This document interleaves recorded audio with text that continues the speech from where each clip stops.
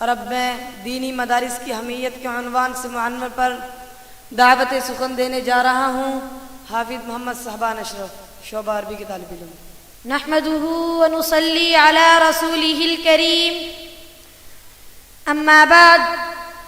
فأعوذ بالله من الشيطان الرجيم بسم الله الرحمن الرحيم إنما يخشى الله من عباده العلماء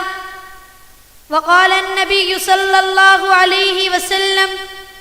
إن العلماء ورثة الأنبياء وإن الأنبياء لم يورثوا دينارا ولا درهما وإنما ورثوا العلم فمن أخذه أخذ بحظ وافر أو كما قال عليه السلام۔ یہ علم و ہنر کا گہوارہ تاریخ کا وہ شہپارہ ہے، یہ علم و ہنر کا گہوارہ تاریخ کا وہ شہپارہ ہے،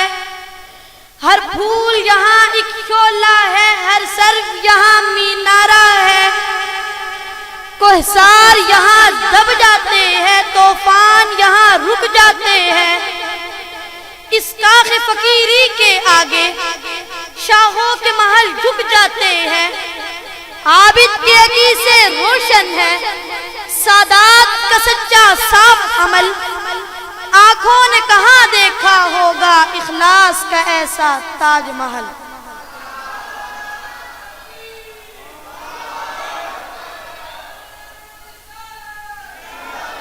محترم اساتذہ اکرام اور گرامی قدر سامعین، السلام علیکم ورحمۃ اللہ وبرکاتہ۔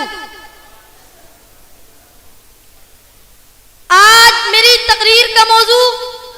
بڑا اہم اور اخص ہے جو دینی مدارس کی اہمیت کے عنوان سے معنون ہے۔ سامعین محترم، اسلامی معاشرت میں دینی مدارس کی کیا ضرورت و اہمیت ہے؟ کوئی بھی ہوش مند مسلمان اس سے ناواقف نہیں ہو سکتا۔ ان مدارس دینیہ کے ذریعے نہ صرف اسلامی معاشرت، اسلامی اخلاق و خصائل زندہ و تابندہ ہوتے ہیں، بلکہ اسلامی علوم و فنون کی ترویج و اشاعت جیسا مبارک عمل بھی اسلامی معاشرے میں جاری رہتا ہے۔ پھر یہ بات بھی روز روشن کی طرح واضح ہے کہ قرآن و حدیث کی تعلیمات کے بغیر کسی اسلامی معاشرہ کی بقا اور اس کے قیام کا تصور نہیں کیا جا سکتا۔ اسلامی تعلیمات ہی پر کسی اسلامی معاشرہ کی بنیاد اور داغ بیل ڈالی جا سکتی ہے۔ قرآن و حدیث اسلامی تعلیمات کا منبع ہے اور دینی مدارس کا مقصد اس کے سوا کیا ہے کہ اسلامی تعلیمات کے ماہرین، قرآن و حدیث پر گہری نظر رکھنے والے علماء اور علوم شرعیہ اسلامیہ میں دسترس رکھنے والے رجال پیدا کیے جائیں جو آگے چل کر مسلمان معاشرہ کا اسلام سے ناطہ جوڑنے، مسلمانوں میں اسلام کی بنیاد اور ضروری تعلیم عام کرنے اور اسلامی تہذیب و تمدن کی اپنی صداقت و حقانیت کو اجاگر کرنے کا فریضہ انجام دے۔ اور بلا شبہ یہ مدارس اپنے اس بلند مقصد کے حصول میں 100% نہ صحیح تاہم ایک بڑی حد تک کامیاب رہے ہیں۔ در حقیقت آج پوری دنیا میں خصوصاً بر صغیر پاک و ہند میں اسلام کی جو روشنی نمایاں نظر آتی ہے، در حقیقت وہ انہی مدارس کا فیض و اثر اور مرہون منت ہے۔ چنانچہ خستحال تعمیر میں قائم چھوٹے سے چھوٹے مدرسہ سے لے کر عظیم الشان تعمیر کی بڑی درسگاہ تک میں قرآن و حدیث کی تعلیم کا نظر نواز منظر بچوں کو قرآن پڑھنے اور طلبہ کو حدیث فقہ سیکھنے کی صورت میں آپ کو یکساں نظر آئے گا۔ گرامی قدر احباب توجہ فرمائیے، آج ان دینی مدارس کے خلاف پروپیگنڈا زور و شور پر ہے، ان پر نتنے اعتراضوں کے غول در غول ہے۔ اسلام کے ابدی دشمن انگریز، یہود و ہنود اسلام کے ان قلعوں کو مٹانے میں مصروف ہے، لیکن میری بات سن لیجئے، ذہن نشین کر لیجئے اور میرے اسلاف کے کردار اور کارناموں کا مطالعہ کر لیجئے۔